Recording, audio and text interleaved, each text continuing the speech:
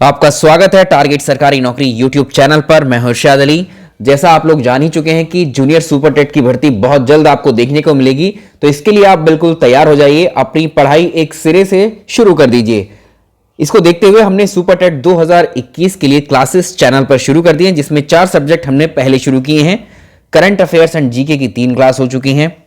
अगर बात करें साइंस की तो 2 क्लासेस, मैथ्स की 2 क्लासेस और पर्यावरण यानी इन्वायरमेंट की आज हमारी तीसरी क्लास है, जिसमें टॉपिक है आपका food chain and food web, खाद्य श्रृंखला और खाद्य जाल। सारे विषय और उनमें जितने भी टॉपिक हैं हमने आपके इस एग्जाम को देखते हुए, ताकि एक सीट आप यहां से बहुत ही आसानी से ले लें, बिल्कुल एक एक टॉपिक को खोल करके आपके सामने रख दिया है। आपको हमारे वीडियो सिर्फ एक बार देखने की जरूरत है, उसके बाद पूरा टॉपिक क्लियर और उसके क्वेश्चन जैसे एग्जाम में पूछे जाते हैं आप उसको आसानी से सॉल्व कर पाएंगे। तो वीडियो को आपसे रिक्वेस्ट है लाइक जरूर किया कीजिए। आप लाइक नहीं करते हैं शेयर भी कर दिया करें। जो भी फ्रेंड्स आपके तैयारी कर रहे हैं जूनियर सुपर टेट की, उन सबको वीडियो के लिंक शेयर कीजिए और उनको बुलाइए। यहां पर तैयारी हमने शुरू करा दी है। आइए शुरुआत करते हैं अपने टॉपिक की। खाद्य श्रृंखला एवं खाद्य जाल को समझते हैं और इससे जो प्रश्न आपकी परीक्षा में पूछे गए हैं वो भी डिस्कस करेंगे। ये एक जंगल है आपके सामने और आप जानते हैं जंगल में क्या क्या होता है। तरह तरह यानी सभी प्रकार के पेड़ पौधे होते हैं, जानवर होते हैं, पक्षी होते हैं। एक पेड़ पर बहुत सारे पक्षी भी हो सकते हैं, उस पर चींटियां हो सकती हैं, छिपकली और छोटे मोटे और भी जीव। और जानवरों में भी बहुत सारे शेर, चीता, भालू, बंदर, चूहा, गिलहरी, ये सारे आपको अवेलेबल होंगे एक जंगल के अंदर, एक जंगल पारितंत्र में या वन पारितंत्र के अंदर।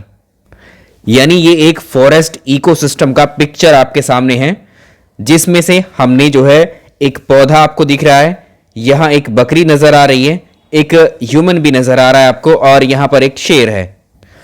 चलिए तो हम यहां पर शुरुआत करेंगे। आपको यहां पर ये सन नजर आ रहा है, सूर्य है, और ये सूर्य की किरणें इस प्लांट पर, जो जंगल के अंदर, वनों के अंदर जो पेड़ पौधे होते हैं सबके ऊपर पड़ती है। और आप जानते हैं सनलाइट की प्रेजेंस में यानी प्रकाश की उपस्थिति में ये जो पौधे होते हैं जमीन से वाटर एब्जॉर्ब करते हैं और एटमॉस्फेयर से CO2 लेने के बाद में फोटोसिंथेसिस की क्रिया के बाद ये अपने भोजन का निर्माण करते हैं और फिर ये फलते फूलते हैं। आपने देखा होगा इसी जंगल में बहुत सारे जानवर भी हैं। अब यहां पर जब ये पौधा, ये प्लांट फल फूल रहा है तो यही बहुत सारे जानवर भी हैं, खरगोश, गिलहरी, बकरी, हिरन। तो एक बकरी या एक हिरन की अगर आप बात करेंगे तो ये शाकाहारी होते हैं। अगर हम इस प्लांट की बात करें, प्लांट ने क्या किया, फोटोसिंथेसिस, प्रकाश संश्लेषण के दौरान अपना खाना, अपना भोजन स्वयं बनाया, खुद ही बनाया इसने। तो इसे हम बोलेंगे प्रोड्यूसर यानी उत्पादक। तो इस पौधे ने अपने अंदर बहुत सारी ऊर्जा संचित की या ऊर्जा बनाई एक तरीके से। अब कोई दूसरा जानवर आकर के, कोई दूसरा जीव, मान लीजिए बकरी आकर के इन पेड़ पौधों को अगर खाएगी तो क्या होगा कि ये जो ऊर्जा है, इस प्लांट में जो ऊर्जा है वो अब कहां चली जाएगी, इस बकरी के शरीर में वो ऊर्जा ट्रांसफर हो जाएगी, स्थानांतरण हो जाएगा उस ऊर्जा का। भाई इस बकरी या हम लोग या कोई भी जीव, हम भोजन क्यों खाते हैं? हमारे शरीर को ऊर्जा की आवश्यकता होती है, इसीलिए हम भोजन करते हैं डेली, ठीक है, इसलिए हम खाना खाते हैं। तो इन बकरियों के लिए या फिर जो शाकाहारी जीव हैं उनके लिए तो जो हरे पेड़ पौधे हैं वही भोजन होते हैं। तो ये अपना भोजन जब इसे करेगी, भोजन करने का मतलब है कि इसको खाने के बाद इसको ऊर्जा मिलेगी इस बकरी को। तो जो भी जीव इन पेड़ पौधों को खाएगा वो कहलाएगा उपभोक्ता। याद रखेंगे, वो कहलाएगा उपभोक्ता। ऐसे जीव जो केवल शाकाहारी होंगे, जो केवल साग सब्जी या पेड़ पौधों को खाएंगे, वो क्या कहलाएंगे, प्राइमरी कंज्यूमर यानी प्राथमिक उपभोक्ता। यहां लिख सकते हैं आप, ये कौन से उपभोक्ता होंगे, प्राथमिक उपभोक्ता होंगे। जैसे बकरी है, खरगोश है ना, हिरन है, ये सब क्या है, गाय भैंस, ये सब क्या है, ये प्राथमिक उपभोक्ता है, प्राइमरी कंज्यूमर है। अब आगे चलकर एक मानव आया, सपोज करो ये जंगल में पहुंच गया, इसने क्या है, इसकी प्रवृत्ति क्या है, ये इसने जंगल में शिकार करके इस बकरी का शिकार किया और ये इस बकरी को भी खा सकता है। साथ ही बकरी अगर अवेलेबल ना हो इसके लिए भोजन के रूप में, तो ये इन पेड़ पौधों को भी खा सकता है। पेड़ पौधों को खाने का मतलब यहाँ पर ऐसी सब्जियां या फिर जो आपके सब्जियों के प्लांट होते हैं वो भी तो एक तरीके से क्या है, वो भी प्लांट के पौधे ही हैं, जो सब्जियां हैं या फल हैं, तो इनको या साग सब्जियों वाले जो पौधे हैं उनको खा लेता है। तो जो मानव है, ह्यूमन है, वो इस बकरी को भी खा सकता है और इस साग सब्जी, इस प्लांट को भी खा सकता है। तो मनुष्य जो है, तो ऐसे उपभोक्ता, तो मनुष्य भी क्या हुआ, एक उपभोक्ता हुआ, एक कंज्यूमर हुआ, लेकिन कौन सा, ऐसे उपभोक्ता जो प्राइमरी कंज्यूमर को खा सकते हैं। ऐसे उपभोक्ता जो प्राइमरी कंज्यूमर को खा सकते हैं वो कहलाते हैं आपके सेकेंडरी यानी द्वितीयक उपभोक्ता। तो मनुष्य कैसा है, मनुष्य सर्वाहारी है। सर्वाहारी क्या है, मतलब वो इन हरे पेड़ पौधों को भी खा सकता है और इस बकरी को भी खा सकता है, यानी ये मांसाहारी भी है, शाकाहारी भी है, यानी इसे हम कहेंगे सर्वाहारी यानी ओमनिवोरस। तो जितने भी सर्वाहारी होते हैं वो क्या कहलाते हैं, द्वितीयक, वो कहलाते हैं द्वितीयक उपभोक्ता। याद रखिएगा, द्वितीयक उपभोक्ता होते हैं सर्वाहारी। अब देखिए इस सर्वाहारी, जितने भी सर्वाहारी होंगे वो द्वितीयक उपभोक्ता कहलाते हैं। जैसे बिल्ली है, चूहा है और मनुष्य है यानी मानव है, ये क्या है, सर्वाहारी हैं, द्वितीयक उपभोक्ता। एक सवाल आया था आपके एग्जाम में कि मानव जो है कौन सा उपभोक्ता है, प्राथमिक है, द्वितीयक है या तृतीयक है, तो ये द्वितीय है, द्वितीयक है, यानी सेकेंडरी कंज्यूमर होता है मानव। अब जो ऊर्जा बकरी में थी वो ऊर्जा कहां ट्रांसफर हो गई, इस मानव में चली गई। अब अगर हम बात करें किसकी, इस शेर की, तो शेर कभी भी जो है ये घास नहीं खाता है, ये हमेशा मांस ही खाता है। ठीक है, तो ये जो शेर हो जाएगा ये क्या होगा, ये तृतीयक उपभोक्ता। तो ये तीनों, ये बकरी, ये मानव और ये शेर, ये तीनों क्या हुए, ये तीनों उपभोक्ता हुए। बकरी जिसमें प्राइमरी उपभोक्ता हुई, प्राथमिक उपभोक्ता, मानव जो है द्वितीयक उपभोक्ता हुआ और ये तृतीयक होगा शेर, शेर चीता। तो ये केवल और केवल किसको खाएगा, शेर केवल और केवल मांसाहारी है, ये मौके के हिसाब से ये खा सकता है आराम से। तो यहां क्या हुआ, ये यहां पर जब हम देखते हैं फूड चेन की जब हम बात कर रहे हैं, तो इसमें क्या है, एक जीव दूसरे जीव का भोजन बन रहा है। यहां पर ये भी तो जीव है, ये किसका भोजन बना, बकरी का, बकरी किसका भोजन बनी, मानव का, और ये मानव और ये बकरी किसका भोजन बन सकते हैं, इस शेर का। तो फूड चेन में क्या होता है, जो एक जीव होता है वो दूसरे जीव का भोजन बनना है, ये तय है बिल्कुल। और जब भोजन बन रहा है, भोजन बनने का मतलब ये भोजन एक दूसरे का कर ले रहे हैं, इसका मतलब जो ऊर्जा है, ऊर्जा का क्या हो रहा है, यहां पर स्थानांतरण हो रहा है। यानी पहले ऊर्जा, सबसे पहले ऊर्जा कहां, पारितंत्र में ऊर्जा की शुरुआत किससे होती है, सन से, ठीक है, सूर्य से। सूर्य का प्रकाश इस पर पड़ा, ये ऊर्जा अब इसमें संचित हो गई, यही ऊर्जा अब बकरी में चली गई, यही ऊर्जा फिर अब इस मनुष्य में चली गई और उसके बाद में इस शेर में चली गई।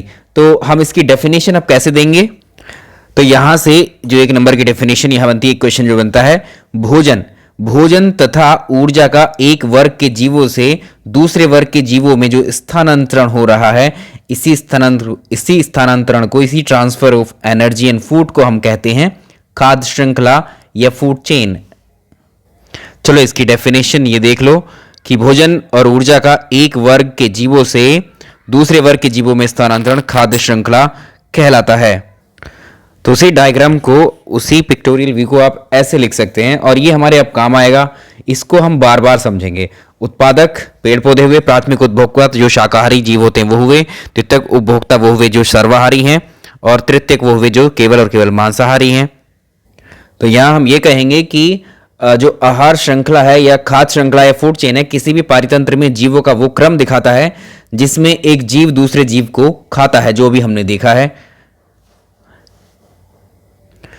खाद्य श्रृंखला या फूड चेन का जो कॉन्सेप्ट दिया था एक जैव विज्ञानी थे चार्ल्स एल्टन, इनके द्वारा ये खाद्य श्रृंखला का कॉन्सेप्ट दिया गया था, जो बहुत इंपॉर्टेंट है। तो एक, अगर हम जंगल की बात कर रहे हैं, जंगल के पारितंत्र की बात कर रहे हैं, तो उसमें जैसे इस घास को किसी हिरन ने खाया था, तो वहां पर ये तो हमने एक श्रृंखला, एक सीरीज बना दी। वहां हो सकता है उस घास को आकर के एक टिड्डा भी खाता है, एक टिड्डे ने उस घास को खाया, और उस टिड्डे को खाने वाले जो जीव होते हैं उसमें मेंढक है अगला, मेंढक ने उस टिड्डे को खा लिया और उस मेंढक को सांप ने खा लिया, इस तरह से। तो ये सारी क्या होती है, खास श्रृंखलाएं। घास को टिड्डे ने खाया, टिड्डे को सांप, टिड्डे को यहां मेंढक ने, और मेंढक, टिड्डे को जो है मेंढक ने खाया, मेंढक को सांप ने, सांप को बाज या चील ने। इसी तरह से ये अभी जो पहली वाली हमने खाद्य श्रृंखला देखी थी वो। अगर हम जलीय पारितंत्र की बात करते हैं तो ये चक्र कैसे चलता है। जब इस घास को टिड्डे ने खाया, टिड्डे को मेंढक ने, मेंढक को सांप ने, सांप को बाज ने, और बाज को खा लिया किसने, बाज मर गया। मरने के बाद में बाज को डिकम्पोजर ने उसको डिकम्पोज कर दिया, मिट्टी में मिला दिया छोटे छोटे टुकड़ों में, और ये बाज अब घटित होकर अब क्या हुआ, यही मिट्टी के अंदर अब पोषक तत्व बन गया। और यही पोषक तत्व जो घास, जो प्लांट होंगे, हरे पेड़ पौधे, उनके लिए आवश्यक हो जाएगा फोटोसिंथेसिस में। तो फिर से यही चक्र चलता रहेगा, यही चक्र चलता रहेगा। यही कहलाता है हमारा फूड चेन या खाद्य श्रृंखला। अब ये समझ आ गया होगा आपको। तो दो फैक्ट बनते हैं यहां से, दो क्वेश्चन बनते हैं आपकी परीक्षा में, उनको लिख लेते हैं हम यहां पर। तो क्या होगा, जो पारितंत्र है, पारितंत्र में जो ऊर्जा का प्रवाह हो रहा है वो हमेशा एक दिशा में होता है, यूनिडायरेक्शनल होता है। ठीक है, flow of energy is unidirectional in ecosystem. अब कॉन्सेप्ट ये बिल्डअप हो गया, तो अब हमें खाद्य जाल समझने में कोई परेशानी नहीं होगी और ना ही समझने में होगी ट्रॉफिक लेवल को। चलिए, तो ये वाली फूड चेन हम देख रहे थे। इस घास को टिड्डे ने खाया, टिड्डे को मेंढक ने, मेंढक को सांप ने, सांप को बाज ने खाया। तो अब यहां पर क्या होगा, जरूरी नहीं है इस घास को ये टिड्डा ही खाए, इस घास को खरगोश भी खा सकता है, हिरन भी खा सकता है, बकरी भी खा सकती है। तो यहां देखिए, ये बहुत इंपॉर्टेंट कॉन्सेप्ट है जो आप समझ रहे हैं। तो इस घास को ये खरगोश भी खा सकता है, इसी घास को ये हिरन भी खा सकता है, इसी घास को ये बकरी भी खा सकती है, और मौका लगा तो इस हिरन को ये शेर भी खा सकता है, ये चीता भी खा सकता है, या ये बाघ भी। और इस बकरी को चाहे हो सकता है, इस बकरी को मौका लगा तो ये इसको खा सकता है, या ये भी इसको खा सकता है, ये भी इसको खा सकता है, या मनुष्य भी इसको खा सकता है। यानी एक तरीके से आप क्या देख रहे हैं, ये जरूरी नहीं है कि इस घास को टिड्डा खाए, ये कोई भी इनमें से खा सकता है। और ये एक तरीके से एक जाल का आप देख रहे हैं, एक ही जंगल में, एक ही पारितंत्र में, इस घास के साथ शुरू होने वाले तंत्र में कैसे अलग अलग कई सारी हमें ये श्रृंखलाएं नजर आ रही हैं। कई सारी कौन सी श्रृंखलाएं, ये फूड चेन या खाद्य श्रृंखलाएं नजर आ रही हैं। तो ये खरगोश कई सारी, ये हिरन कई सारी खाद्य श्रृंखलाओं का एक तरीके से क्या है, ये हिस्सा है। और हिरन, बकरी, ये सभी, तो जितनी भी खाद्य श्रृंखलाएं एक पारितंत्र में, चाहे जल के अंदर हो, चाहे वन में हो, चाहे ग्रास लैंड में हो, ये जितनी भी खाद्य श्रृंखलाएं उस एक पारितंत्र में नजर आती हैं, वो एक दूसरे से परस्पर संबंध में होती हैं, एक दूसरे से वेल कनेक्टेड होती हैं। और इसे कहते हैं अनेक खाद्य श्रृंखलाओं यानी फूड चेन के पारस्परिक संबंध को ही खाद्य जाल हम बोलते हैं। अ food web is a natural interconnection of क्या, फूड चेन्स। चलिए, ये तो हो गया हमारा फूड चेन, फूड वेब। अब आ जाते हैं हम पारिस्थितिकी की जो पिरामिड होते हैं, और एक 10% लॉ और है, उस पर भी क्वेश्चन आपके एग्जाम में पूछा हुआ है। चलिए, बहुत इंपॉर्टेंट है, एक क्वेश्चन यहां से बना है आपकी परीक्षा में। लॉ ऑफ 10% एनर्जी, 10% ऊर्जा का नियम। इसको देने वाले व्यक्ति थे लिंडेमन, और इन्होंने ये बताया था, जो अभी डायग्राम हमने शुरुआत में देखा था ऊपर, उसमें एक प्लांट था, एक बकरी थी, एक ह्यूमन और एक यहां पर शेर। तो इन्होंने ये कहा था कि जब कोई एनर्जी, जो फूड था, जो एनर्जी थी, जब एक एनर्जी एक स्थान से दूसरे स्थान पर स्थानांतरित होती है या ट्रांसफर होती है, तो उसके ट्रांसफर होने में क्षति होती है, हानि होती है, कुछ लॉस होते हैं। यानी किसी जीव ने, मान लीजिए इस बकरी ने इस पौधे को खाया, तो इसमें क्या हुआ, एक जीव से दूसरे जीव में जो एनर्जी का ट्रांसफर है वो 100% नहीं होता है कभी भी। ठीक है, एक शेर जब बकरी को खाता है, ठीक है, तो उस बकरी को पकड़ने में उसकी ऊर्जा खत्म होती है, भागने में बकरी भागती है तो वो भी दौड़ लगाता है उसके पीछे। ठीक है, तो बकरी की सारी ऊर्जा, जितनी ऊर्जा बकरी ने बनाई थी, वो सारी ऊर्जा शेर को नहीं मिलती है, क्योंकि जो बकरी ने ऊर्जा बनाई थी, तो वो बनाई गई ऊर्जा उसके सांस लेने में भी खर्च होती है, कुछ बकरी जब भागती है, दौड़ती है, उससे बचने के लिए उसमें भी खर्च हुई है, तो ये एनर्जी शेर को नहीं मिलती है। तो बकरी द्वारा बनाई गई सारी एनर्जी शेर को नहीं मिलती है। अगर मान लीजिए बकरी ने 100 केजी ऊर्जा बनाई, एक एग्जाम्पल ले लेते हैं, तो और इस शेर ने इसको पकड़ा और खाया, तो इसको जो एनर्जी मिलेगी शेर को, वो कितनी मिलेगी, 10 केजी ही मिलेगी। क्यों, यही होता है आपका, यही कहलाता है 10% ऊर्जा का नियम। यानी कि जब एक स्तर से दूसरे स्तर पर एनर्जी का ट्रांसफर होगा, तो केवल 10% एनर्जी ही ट्रांसफर होती है। ठीक है, इस शेर ने जब इस बकरी को पकड़ा, बकरी को खाने के बाद इसमें इसकी केवल 10% ऊर्जा ही इसको मिलेगी शेर को। ये था 10% लॉ, जो किसने बताया था? लिंडेमन ने। यानी कि एक पोषण स्तर से दूसरे पोषण स्तर पर केवल 10% ऊर्जा का ही स्थानांतरण होता है, बाकी 90% ऊर्जा का लॉस हो जाता है। ठीक है, उसकी क्षति हो जाती है। चलिए एक एग्जाम्पल के थ्रू समझते हैं इसे।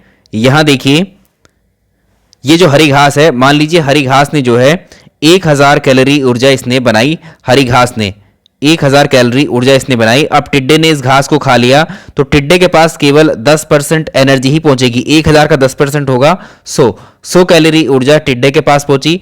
अब इस टिड्डे को मेंढक ने खा लिया तो मेंढक के पास भी कितनी पहुंची? जो टिड्डे के पास है अभी वर्तमान में, उसकी 10% ही पहुंची। तो 100 का 10% हो जाएगा 10, तो 10% यहां ट्रांसफर हुई।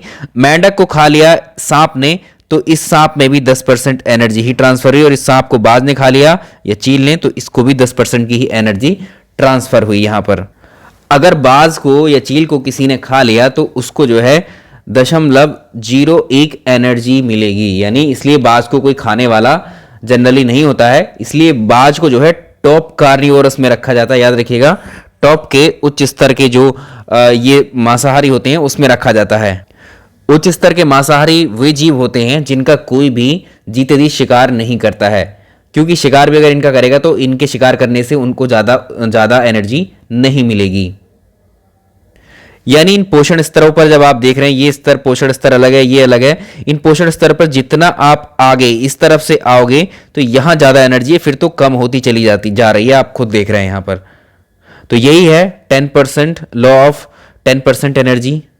चलिए अपने लास्ट टॉपिक को डिस्कस करते हैं, इकोलॉजिकल पिरामिड या पारिस्थितिकी पिरामिड को। इकोलॉजिकल पिरामिड को समझने से पहले समझते हैं पोषण स्तर या ट्रॉपिक लेवल क्या होता है। इस पर क्वेश्चन बनते हैं, एक पारितंत्र में पोषक स्तर क्या होते हैं।